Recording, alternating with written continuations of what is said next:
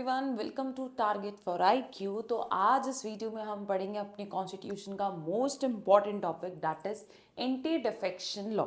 अब anti defection law क्या है? सबसे पहले हम डिफेक्शन समझते हैं कि डिफेक्शन क्या होता है। देखो, अगर हम इस टर्म की बात करें, जो डिफेक्शन की बात करता है, डिफेक्शन ये कहता है जब कोई एक पॉलिटिकल पार्टी का पर्सन एक पॉलिटिकल पार्टी से दूसरी पॉलिटिकल पार्टी में चला जाता है तो उसको हम डिफेक्शन बोलते हैं।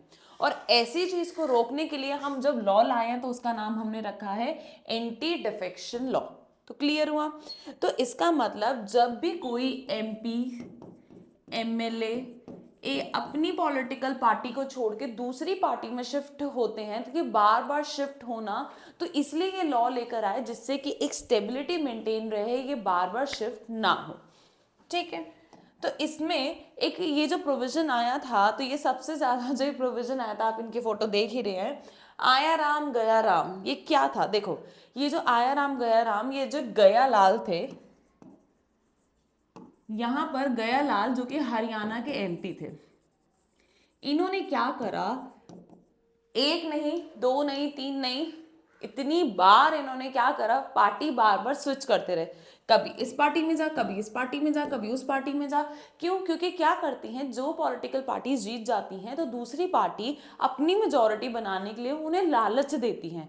तो इन्होंने 15 दिन के अंदर ही इतनी बार चेंज करा, तो इसलिए इनका नाम पड़ गया आया राम गया राम। तो इसीलिए ही इनके इस एक्ट को देख के ही क्या करा कि हमें एक लॉ लेकर आना चाहिए जिससे हम इसको क्या कर सकें, रोक सकें। तो आज हम इस वीडियो में पढ़ेंगे, इंट्रोडक्शन पढ़ेंगे, क्या क्या प्रोविजन आए, फिर अमेंडमेंट पढ़ेंगे, फिर इवैल्यूएशन क्या हुआ, और फिर उसके बाद जो हमारा 91st अमेंडमेंट आया।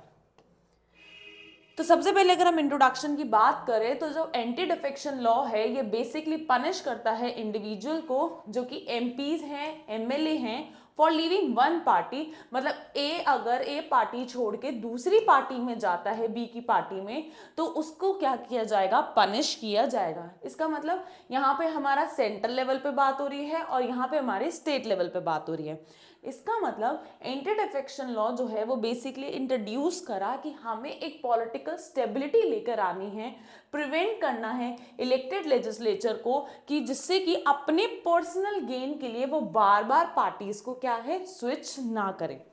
ठीक है, अब ये आया कैसे? देखो, ओरिजिनली हमारे कॉन्स्टिट्यूशन के अंदर, जब हमारा कॉन्स्टिट्यूशन बना था, तो उसके अंदर जो टोटल शेड्यूल थे वो थे 8। ये है, ये 10th शेड्यूल के साथ क्या है, इसमें 10th शेड्यूल ऐड करा गया 1985 में बाय 52nd अमेंडमेंट। तो अब आपको याद रखना है 52nd अमेंडमेंट जिससे हमारा 10th शेड्यूल जोड़ा गया था, इससे एंटी डिफेक्शन लॉ लेकर आए। और एट प्रेजेंट हमारे यहाँ पे कितने शेड्यूल हैं? 12।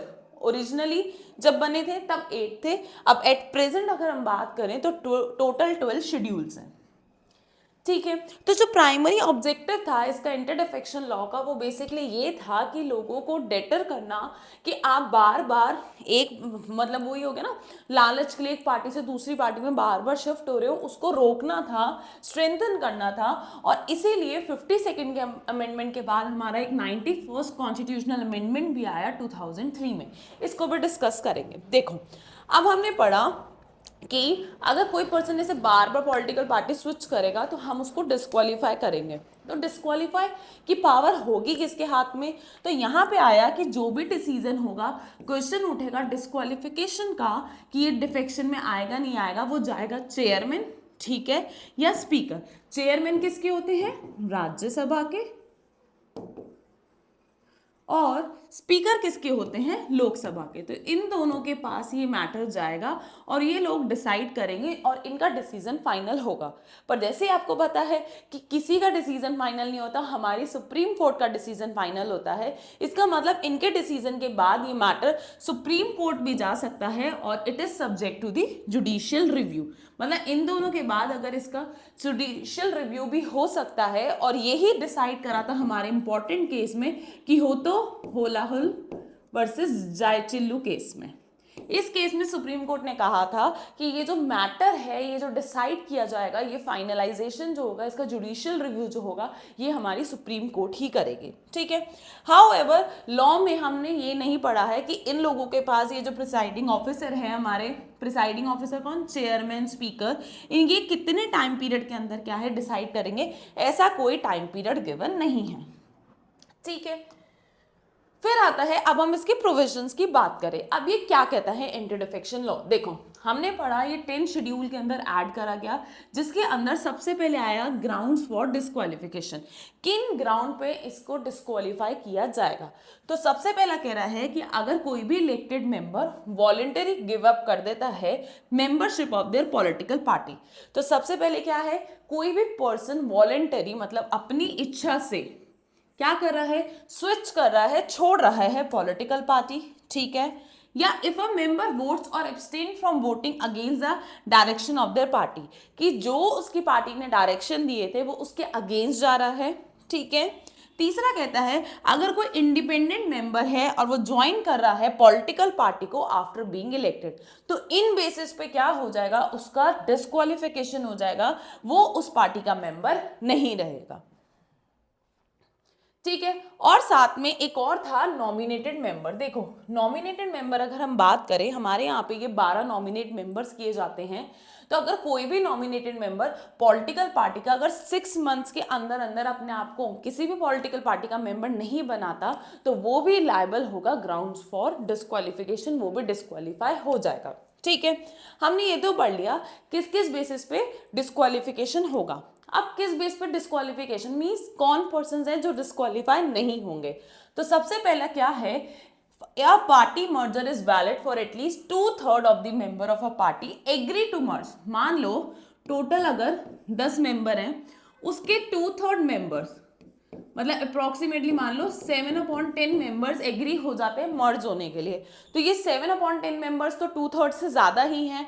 तो अगर ऐसे सिचुएशन अराइज होती है तो वो एक तरीके से स्विच होगा, वो क्या होगा, वैलिड होगा और वो डिस्क्वालिफिकेशन के अंदर नहीं आएंगे सबसे पहले। दूसरी बात क्या करता है, अगर स्पीकर या chairperson of the house is not, speaker और चेयरपर्सन, देखो स्पीकर और चेयरपर्सन को न्यूट्रल माना जाता है, इसलिए वो दोनों जो है कंसिडर नहीं होते disqualification means they are exempted under this anti defection law, ठीक है।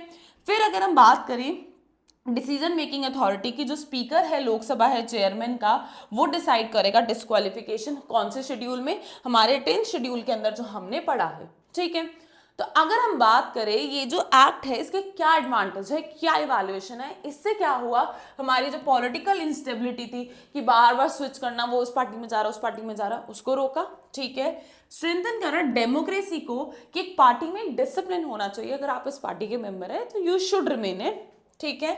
और इससे करप्शन भी कम होगा, क्यों, क्योंकि क्या करती है दूसरी पॉलिटिकल पार्टी लालच देती है जिससे हमें मेजॉरिटी मिल जाए और हमारी पार्टी विन कर जाए, तो वो करप्शन ही तो बढ़ रहा था। तो इस लॉ ने क्या करा, करप्शन को भी क्या है रोक दिया, ठीक है। अभी मैंने आपको बताया था जो ये अमेंडमेंट है ये 52nd अमेंडमेंट से आया।